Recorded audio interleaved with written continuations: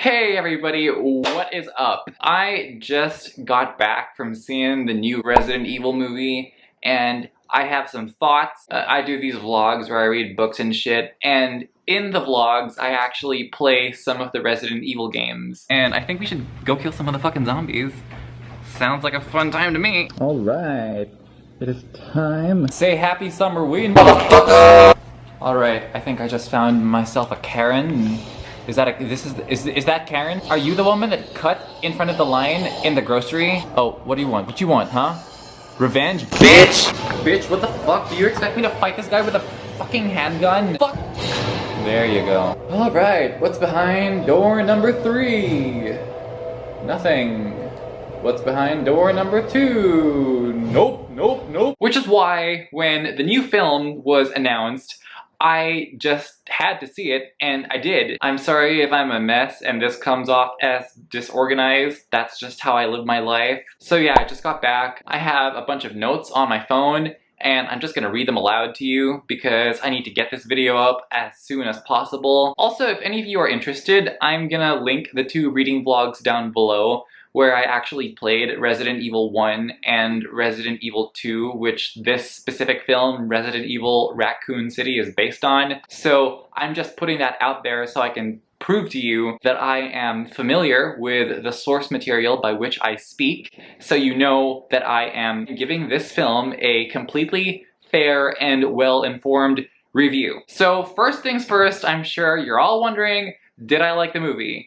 The short answer is yes, I did like the movie. I did not love the movie, but overall I was very surprised with how much they were able to get done in spite of their budget. I wish that they had gone for a completely unknown cast to save on budget and had allocated that budget into other places. You know, this movie was only an hour and 30 minutes, so they could have easily put in 20 more minutes to perhaps explore more places from the games, you know, used a couple millions from whatever they were paying these recognizable actors and hired lesser known actors and invested in other parts of the game to make the overall experience richer. And the reason I'm saying this is because the script was very disappointing and pretty much all the characters just felt very one note and very not like themselves. The only distinguishing elements to these people that made them recognizable to the characters in the game is the costumes. They did quite a poor job conveying the spirit of Resident Evil as far as the characters are concerned. Honestly, the best way to enjoy this movie is to pretend that it came out in the year that it was set. So that would be 1998, because this does feel like a standard horror B-movie from that era, from that year. As far as I'm concerned, Mortal Kombat is still the superior video game movie. I was rooting for this one, but they fell short. Though what I will give them credit for is the fact that unlike the previous Resident Evil films, this one actually did feel like survival horror. The previous Resident Evil films with Paul W.S. Anderson and Mila Jovovich did feel like action movies, and what happened when Resident Evil the game series started going into action territory? I'm talking Resident Evil 5, I'm talking Resident Evil 6. People fucking hated those games. I'm really glad that that approach was not taken over here, okay? So a lot of the anxiety that comes from playing the Resident Evil games comes from the fact that you're running out of ammo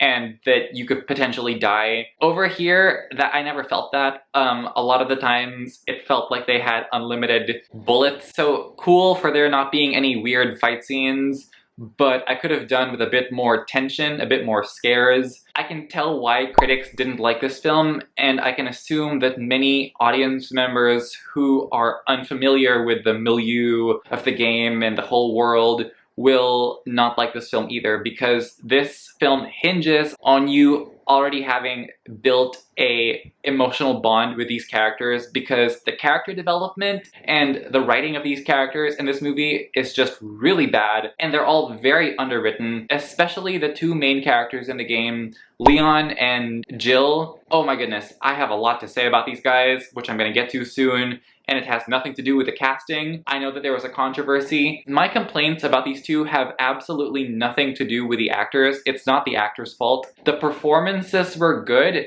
but the way these characters were written was just trash. Alright, so before I get into the characters, I'm gonna discuss several aspects of the film. I would give the editing about an 8 out of 10. There's nothing too groundbreaking over here, but compared to the previous Resident Evil films, I am happy to report that there is no shaky cam, no abuse of jump cuts, and no overused slow-mo. Let's take a little flashback down memory lane to Resident Evil Afterlife. I swear, if you took out all the slow-mo from that movie, you would have a 20-minute movie, because I was like, this is not the Matrix. I don't know why you are slow-moing literally every single action scene in this film, but it was just ridiculous. Thankfully, they chose to forego the bullshit of that in this film. Thank you for that. Alright, so after editing, I'm gonna go to CGI, and this is where it takes a bit of a dip. So, major props for them for using practical effects in some of the parts. I think that was a real dog at the beginning, and despite the fact that they were on a budget, some of the practical effects did look pretty good. But for the CGI, some of it was really rough, and when the dog went full zombie dog, it just looked really, really bad. The liquor could have used a lot more work too, but the CGI did come in good when it mattered, and I'm talking about Dr. William Birkin when he injects himself with the G virus, I believe. I don't think they actually call it the G virus in this movie, but when he injects himself with the serum and starts mutating into that disgusting monstrosity of eyes and shit, the gelatinous eyes, that looked good. But then his second form, when he goes full G-Virus monster at the end, that wasn't, no. And then I want to talk about the various locations and sets. It was very limited, but those that did exist looked pretty good. It didn't feel slapped together last minute. Like, you could really tell that the people behind this film are fans of the games and that they did really try their best despite the amount of money they were working with. The Spencer Mansion looks great, but unfortunately we are just limited to the foyer, is that what you call it? You don't go into the dining room, you don't go into the kitchen, and then the various other rooms, they don't have a save room, there's no typewriter, or I don't recall a character using a typewriter at any point. Yeah, a lot of stuff from the mansion is not in this, so just temper your expectations. The police station also looks really good. You have the giant statue, the two staircases going up. Unfortunately, again, same complaint. That's all there is of the police station. You don't really go into the other rooms. Also, the forest outside of the Spencer Mansion in the Arklay Mountains looks pretty much dead on like the forest at the beginning of Resident Evil 1. So the next thing I want to get into is characters and acting, and for this, this is my thing with the characters in this film. Okay, so each Resident Evil game takes about 7 to 9 hours to play, I suppose, with no cheats. Over here, you have a whole cast of characters and only an hour and 30 minutes, 40 minutes to be with them, and it just does not feel complete. It just doesn't feel like a complete experience. None of them get their chance to shine in this, and I'm gonna go through them one by one just to outline my disappointments. So the first one is Jill Valentine, and in the games, she's kind of like a boss bitch, you know? She's like the main girl in the game. She is like an icon. She is the protagonist of the first film, so much so that they send Nemesis after her in RE3. And over here, she's just some random lady that doesn't have that many lines, so that was disappointing. If you went into this movie fresh, you would never know that Jill Valentine was the icon she was, given how they portrayed her in this film. So that's a point against them. But a huge point against them, and this is perhaps the most offensive thing, is Leon. I know that the whole thing about him in Resident Evil 2 was that this was his first day on the job, but he is a real shitty cop. In this movie, they changed the storyline. The way it made it sound was that he was a cop at some point, and because he was so shitty, they had to move him to another precinct in a shithole town because he was such a shitty cop elsewhere. So he's been a shitty cop the whole time, rather than a rookie. I don't know why they changed his backstory that drastically, but it was just so painful. He was the butt of every single joke. They also make him a drunkard. When he wakes up in his hotel room, he's drinking a beer, and then you hard cut to him passed out on a bar from all the booze he was drinking. What the fuck? Like, seriously. And he's so incompetent that they make him man the desk in the police station. Like, they don't invite him on any of their missions because they make him sit at the desk because he's that bad. And even as someone who's manning a desk, he falls asleep in the desk listening to music, and a zombie is like 3 inches away from killing him, and somebody has to save him. And it's like, a lot of people made a huge deal about the fact that the actor that they got to play Leon Kennedy didn't look like him, and I'm not someone who had an issue with the cast, but the Leon in this movie would have been crap even if they cast someone who looked like Leon from the games. Even if they cast a white guy with floppy hair who looked just like Leon Kennedy, even if they did all that, he would still be shit in this movie because the writing was bad. I don't even blame the actor in this film. He did a fine job. He really tried with what they had given him, but they didn't give him anything. So honestly, good job to him for making do with the fuck all they gave him. So the next one I'm going to talk about is Chris Redfield. Nice face, nice muscles, shows up shirtless at one point for a second. I could have used more of that. Has abandonment issues, and that's pretty much it. Yeah, not much to him. Next is Claire. Now, I'm real biased because I love Kaya.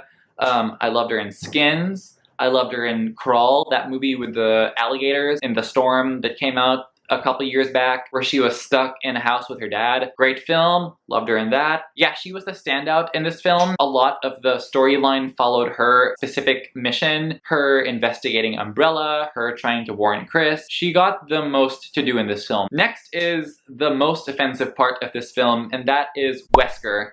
Terrible. Absolutely terrible. He acts nothing like Wesker in the games. He is a douchebag frat boy with no menace and no evil, seductive allure. He was just a complete waste of space, waste of time. Very, very, very bad Wesker in this film. The Wesker in the Paul W.S. Anderson movies, I ended up missing him because of how bad the Wesker in this movie was. Just nope. Next is William Birkin. This was good. This was good. He is pretty much the same character in the games, which is a low bar, but good for them for keeping this storyline in. He is the mad scientist who invented the G virus, and they added a thing about him experimenting on orphans in an orphanage, which I thought made sense, actually. And then the next one is Annette Birkin. Terrible. Terrible. This is the evil bitch who was gonna burn Ada Wong alive, burn her to a crisp. But over here, she's literally just a wife. She's not even a scientist. She's just a wife with no lines. I hate what they did with her character over here. Next is my favorite character, and that is Chief Irons. He is literally the best part of this film. He has the most personality. He stands out the most. He talks some shit. There was a scene where Leon was being a little bitch. A zombie tried to kill him, and then Chief Irons saves him from the zombie. And then Leon's like, what is that thing? We should call someone.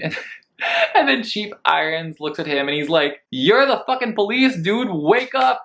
So yes, amazing. And then Lisa Trevor, I kind of had mixed opinions about her because she looked great, but they don't give her that much to do. They kind of just make her one of the kids that Dr. William Birkin was experimenting on in the orphanage, and then she helps Claire and Leon out at one point. I'm not going to say what happens. They could have easily written her out and it wouldn't have impacted the story in any way. Alright, so next I'm going to talk about some spoilers. I'm going to talk about specific scenes in the film that I liked and that I think did the game some justice. So we're gonna go into that. If you have not seen this film yet, go watch the movie and then come back and then we can discuss. But if you are someone who doesn't really care about spoilers or is a fan of the games and wants to know what is in this film that you would likely appreciate, stay tuned. So the first question, I know we're all wondering, is there the Jill sandwich line? Yes, the Jill sandwich line is in this film.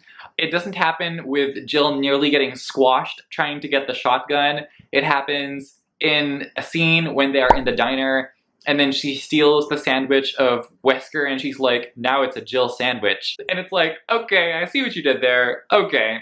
Alright, you can have that one. Plus points for you, movie. And then Itchy Tasty. So if you have played the first Resident Evil game, you will know that when you're reading some of the journals in the Spencer Mansion, somebody is gradually getting more insane and they write incoherent words, and one of the pages literally just says itchy and tasty on it. This does come out in this film. One of Chris's neighbors who has turned into a zombie writes it on the glass of her house on her door with her blood, itchy tasty. Just a cool detail they decided to throw in, thankfully. Oh, another thing that I found really fun. So there's a scene where Jill asks Wesker, what's the worst way to die? Is it being swallowed alive by a snake or eaten by a great white shark? And this line was thrown in because in the first Resident Evil game, one of the main bosses in the library is a snake, so you have to fight the snake. And then at one point, Jill ends up in a lab and you have to electrocute this shark to get a key, I believe. Good stuff. Happy that was in there. Now, in an ideal world, we would have a Resident Evil TV series where we would get the actual snake and we'd get the actual shark, but we have a low-budget film and at least they acknowledged our fan base, unlike Paul W.S. Anderson, who did not. Okay, so this is a scene that I found to be really, really funny. Leon is being a little bitch and super incompetent, and so they tell him to man the desk. And while he's manning the desk, he is asleep and listening to this song called Crush by Jennifer Page. A truck crashes outside and a burning zombie walks in, and the song Crush is playing as a burning zombie is like about to eat Leon, and it was just so funny. I don't know how this Leon becomes the Leon that we know in Resident Evil 4 and Resident Evil 6 and all the spin-off movies like Damnation, Degeneration, Vendetta. I don't know. I don't see it. I literally don't see it. He could, if they provided him with better material, perhaps, but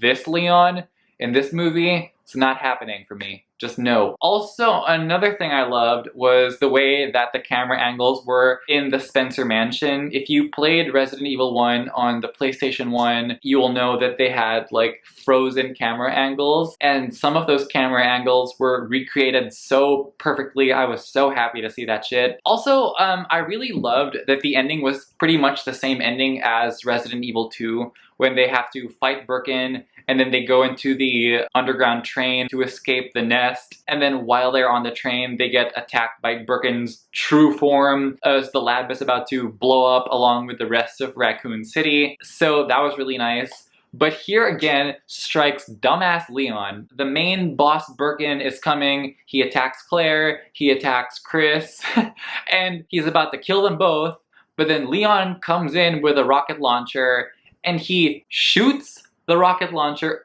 at Birkin, but Claire and Chris are standing right beside Birkin, so he shoots the rocket launcher at them too, and they somehow survive. What the fuck? So yeah, the ending was fun, but also stupid. Overall, I would give this movie maybe a 6 or a 7. It wasn't as bad as I thought it was gonna be, and I was very happy while watching it. Mortal Kombat reigns supreme, but here's what I'm optimistic about. I'm really happy over the fact that we do have filmmakers that are interested in telling a Resident Evil story that resembles the games very well. So if this makes money, we can perhaps expect that subsequent movies, maybe Code Veronica, maybe Nemesis, who knows, subsequent movies will be a lot better, a lot more money put into them, and a lot more faithful, and hopefully fix a lot of the shit that happened over here. Okay, I am so fucking tired right now, so I'm done talking. If you have seen this film, if you're a fan of the games, comment down below. I would love to discuss certain scenes. Let me know, did you like it? Did you hate it? Your favorite scene? Your least favorite scene? tell me all the things you want to tell me, and I hope to see you in future videos, maybe? Who knows? But regardless, take care of yourself. I don't know what else to say, and yeah. I lose myself